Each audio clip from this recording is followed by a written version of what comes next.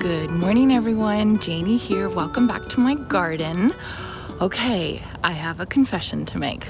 My garden is a mess. It is an absolute mess, and I totally know it, and I totally know why.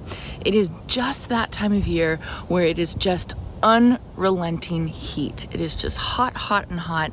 And the last thing I want to do is want to come out here in the heat and sweat and toil and get dirty in the garden, right? And I feel like that is a common sentiment at this time of year. It just, things start to slow down, and we start to, really relax and lean into the summer. So the problem with that is that my garden is a pigsty. It's a total mess. I have so many things that I need to do, and when I walk through it, I think, oh, I gotta do that. Oh, I gotta do that. Oh, I gotta do that. And I don't want to think about that about my garden. I want to think about how beautiful it is and how much I'm enjoying it. But I just have these things that I need to get done.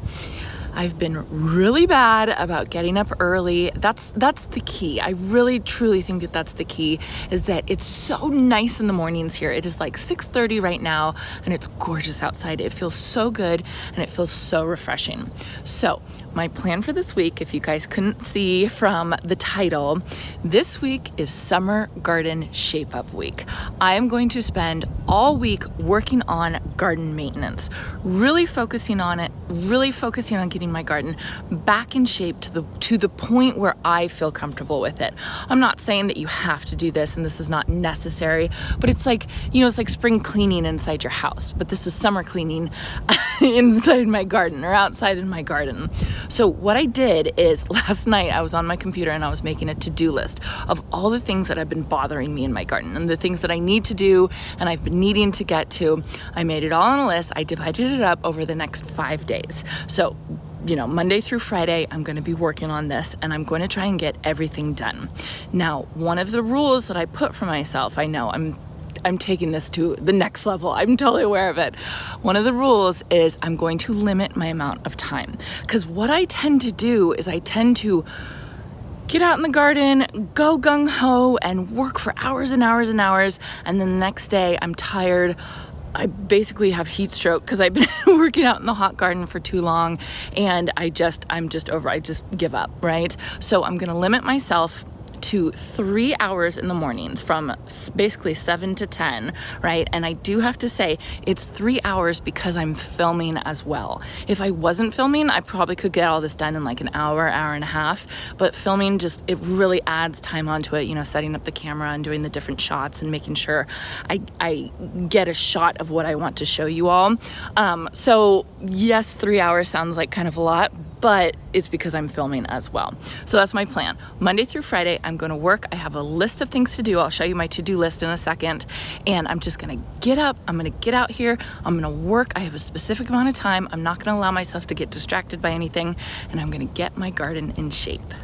Okay, here is my to-do list. It is currently on my new medicine cabinet for my bathroom renovation. I have my toilet down there. I have a new door down there, a bunch of drywall. It has been chaos in my house for the past month, which is probably why my garden has been suffering a little bit, and that's okay. It's just part of it. Okay, so here's the list that I made Monday through Friday. So each day is Tuesday, Wednesday, Thursday, and Friday. And this is just for me. I do better when I work off lists, and I also do better when I work off time. One of my best tricks that I do for myself is that if I have to, say I have to clean the kitchen and I really don't want to clean the kitchen, what I'll do is I'll set a timer for 10 minutes and I'll just say, hey, you only have to clean for 10 minutes. That's all you have to do. And so I'll just set it and I'll start working, and 10 minutes later, it's usually done. So it's a trick that I do for myself to get myself a little bit more productive, even when I'm not feeling like doing it, which is kind of what I'm doing out in the garden and my summer garden shape up. It's just a little bit longer because I am filming. Okay, so Monday, I won't go through all of it, but you guys can kind of see I'm going to fertilize today. I'm going to add iron to things that are desperately needing some iron. And then I have a bunch of plants that I need to plant. I've been watering them and I just want to get them out in the garden. I don't know if you guys can hear that cricket. It's going crazy. So I have all these plants that I bought, impulse purchases at the garden center, which is, par for the course. And then around here, up at my front, oh gosh, it's a mess. I have to plant all this stuff too. So that is the stuff I want to get done today. I think if I don't get everything done in the 3 hours, I'll just take whatever I need to do and I'll add it to the next day and I'll add it to the next day. I left Friday as pretty light, just so I can wrap up different things I need to do. So see, I don't have a ton of stuff to do on Friday. So that will be wrap up day if I don't get things done. All right, so timer started. I'm gonna work until 10 a.m. this morning. Let's get going. Okay, before I get started, can we talk about my Amaryllis belladonna, or my Naked Lady Amaryllis? It is so gorgeous. Thank you all for identifying it for me. I am just in love with it. So right behind the Amaryllis is my plumbago that absolutely died. Spoiler alert, it was an irrigation issue. I should have checked it and I just didn't check it that closely. I had put the emitter in backwards, and so it was just spouting water out, and it was completely passing by the original plumbago plant, and so it actually wasn't getting any water. So should have checked it, didn't think about it. Same thing for this poor sea lavender right here. I cut the blooms so that I could save them for dried flowers, and then as I was checking this, I pulled it out and look at that. It's dripping with water. It is absolutely soaked, and sea lavender or status do not like that. So I knew I was going to check this emitter and see what was going on. I used my ratio system that I absolutely love because you can click the quick run zone and just run it for like 3 minutes just to kind of troubleshoot while you're out in the yard. I did this on my phone while I was out there, and as I did this, I found out that this emitter wasn't working either. It was dripping way too quickly. I had originally put in a 1/2 gallon per hour, and it was like spouting water out, just letting it kind of just drain out. So I just replaced it. Hopefully that will do better. This one's over on my neighbor's side of the oak tree garden bed, and same thing, emitter issue. You'll see right here, his water system was on, and so I couldn't turn it off with my ratio system, but I just quickly replaced it with another emitter, and hopefully it will do better. It looks so much better now that I've replaced them, and I think that they're going to do a lot better with the proper amount of water. So the next step that I went to is I moved on to planting the new peonies that I had purchased on my Home Depot shopping trip last week. It was such a good shopping trip. I found all the vincas that I planted in my gated garden bed, and then I found 2 large giant peonies, and there are 2 varieties that I had actually planted the bulbs or tubers into my garden. I had planted 5 peony tubers, and only 3 of them came up, and one of them wasn't even coming up very well, and that one was this one, which is the Shirley Temple. The other one that did not come up was Dr. Alexander Fleming, and I'm showing you right there. There's my label, and there is nothing there. There is no signs of life. So luckily, I found this really big plant at Home Depot. I had to take out a hollyhock, unfortunately, but worth it for the peony, priorities. So I dug a really big hole for the big Dr. Alexander Fleming peony. Hopefully it's going to do really well. This soil right here in this garden bed is clay. Like, it is solid clay. So after dealing with all the irrigation issues over in the oak tree garden bed, I changed out the emitters to 1/2 gallon per hour instead of 1 gallon per hour. So I will be checking that. Checked off some of the things that I had done and moved on to the next. So the next is planting this Japanese forest grass, or Hakana Cloa. I pruned this White Wands Veronica that was on my list for tomorrow, but I just did it so that I would have some room to plant everything. I did have to move a couple cyclamen, but luckily those are pretty easy for me to move just because of how they grow, and so it gave me some room to plant this Japanese forest grass. You can see right there to my left, I have another one that I actually tried dividing last year and making little baby ones, and I don't know what happened. It just didn't work for me. All the baby ones, the divisions I made, they just died. So I'm glad that I replaced those with new ones.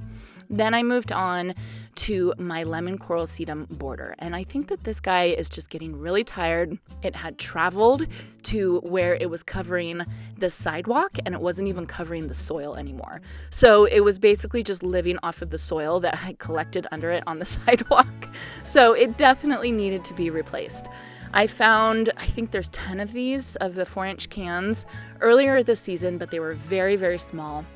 But surprisingly, it's really hard for me to find lemon coral sedum around here, which is weird because lemon coral sedum is an evergreen in my zone. And you would think that they would sell them a lot more, but they're just really, really hard to find. So I had found these. They were really small, but I've been letting them bulk up. I felt like now is a good time to replace them. And now that I see how good they look just on this part of my walkway, my border walkway, I want to replace the whole thing. I think it's just something that I'm going to have to replace every once in a while. Unfortunately, and that's just the drawback of using lemon coral sedum as a border plant instead of like, I don't know, a boxwood or a more common border plant. So checking that stuff off and moving on to the next thing.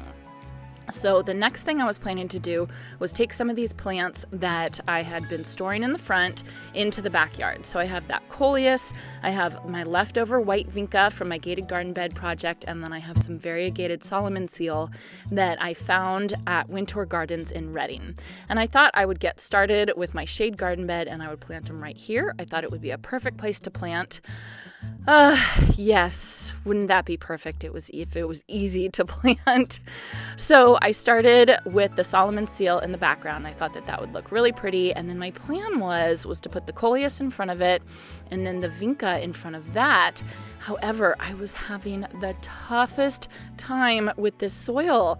I think that the soil has been covered with landscape fabric and it's been covered with landscape rocks and it hasn't been watered. And it's just solid. It's like solid hard pan, and it was so hard for me to dig any of the holes. And so this is what took up most of my day, was actually this little spot right here. So I connected some drips so that I could start getting water to the area.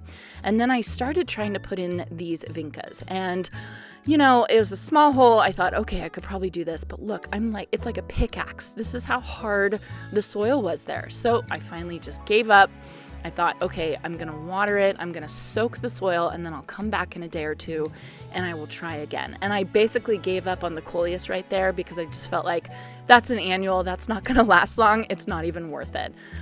So look at that. You can see that the water wasn't even soaking in. Eventually it did soak in, but I'm going to come back to that project. So here is one of my summerific ballet slippers. I had gotten this when I was with my mom. You can see it's not a big plant. It's not big. I'm kind of not even expecting it to bloom this year. But I did hear from one of you in the comment section that this one gets really big, like 4x4. So I had this spot right here, kind of to the left of my garden tour. And I thought the ballet slippers hibiscus would look beautiful there with the boba hydrangeas. So I planted that, and then moving on to my milkweed. I decided I had sown all these milkweed, and I was really proud of myself for being able to germinate it because I've been having a really hard time with the milkweed. You can see I have one giant milkweed plant right there, and then I just planted a whole bunch of these because I felt like if a monarch butterfly was going to lay eggs on that one milkweed, I needed more to provide more food for it. So I planted a whole bunch of milkweed in my pollinator stock tanks. So I got a lot of stuff done. I was almost out of time at this point, so I just did a couple of the quick things like fertilizing my lemon tree. That was pretty easy. I usually do that once a month and then filling it with water. I am going to move these pots over a little bit and see how they do. Then I wanted to fertilize my veggie garden, so I got this Neptune's Harvest fertilizer. It smells delicious. Not. And then I lost this footage. So it goes right to where I start the chelated iron so that I can put some iron on my hydrangeas. So checking the directions there, and then I just start filling it. And then I'm going to take this to the front yard. The directions say that you want to water the area first before you put it down. And I'm not using this as a foliage spray today just because it's too hot. You don't want to use it as foliage spray if it's too hot. So I'm using it as a soil soak, or putting it on the soil. So I'm just making sure everything is nice and watered before I put the chelated iron on. I've done one application on it this year, and it made a huge difference. And I think if I was more on it, my limelight hydrangeas would be a lot happier. I also put it on that flowering maple over there off to the right. And I think that that's a plant that's going to need constant iron as well. This poor thing, oh my goodness, it's like bright yellow now at this point. It needs iron iron so bad, and I just need to be more on top of it, of putting iron on it. Limelights, you know, they're so beautiful and I love them, but you do really have to take care of them in my garden, at least in my area. So I was almost done. Unfortunately, I was out of time. So you can see these things that I didn't get done. But again, that's okay because I kind of planned that I would make up for everything on Friday. All right, it is 10 o'clock. I am done for the day. I'm actually really glad I set a timer for myself because it's actually a beautiful day. It's only gonna get up to about 88 degrees today, and they just changed that. They originally were calling for high 90s. And so now the fact that it's only gonna get up to 88, I'm thinking like, maybe I should work in my garden all day. But I'm limiting myself, I'm sticking to my plan, and I got 3 good solid hours of work in, of course with filming. So that's why it takes it a little bit longer. But yeah, I have my list here and I got a lot of stuff done. I didn't get everything done for my Monday list, but I kind of had a feeling I wasn't going to. My Monday list and my Tuesday list are very, I can't think of the word, but optimistic that I was gonna get it all done. And I lightened up on Wednesday, Thursday, and Friday, knowing that I probably wouldn't get everything done on Monday and Tuesday that I wanted to get done on Monday and Tuesday. So that's okay. I will push it to the end of the week.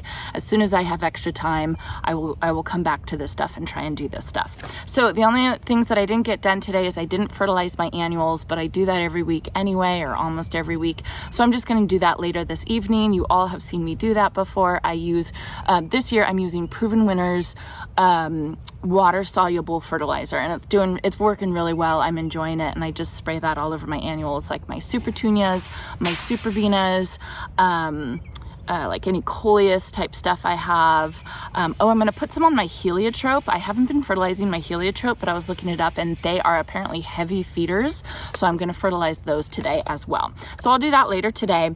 And then I didn't plant the rest of that vinca in the backyard. I was planning to put that in the backyard in my kind of my shade garden bed. That ground is horrible. That is the worst dirt I have in my entire garden. It is literally hardpan. And I think it's because it's been under landscape fabric and landscape rock for so many years and not been watered. It is just, there's nothing to it. So I was trying to get into it, but like I said in the voiceover, it was just too much. It was just not worth it. So I sprayed it all down with water. I'll try it again tomorrow or the next day and see if I can plant a little bit more easily there. I still don't know where I'm going to plant that coleus. I have to figure that out. And then the only other thing I didn't get to is I have some Indian summer rudbeckia seedlings that I wanted to plant out into my cut flower garden. I already have prairie sun rudbeckia flowers in there, and I just wanted to switch it out for fall and plant the Indian summer one, which are a little bit more fall colors type stuff. So yeah, so I got a ton of stuff done. I'm super proud of myself. I'm ready for day 2. So thank you all for watching. I hope it motivated you. I hope you have a chance to get into your garden, and I'll see you on day 2 for my summer garden shape up.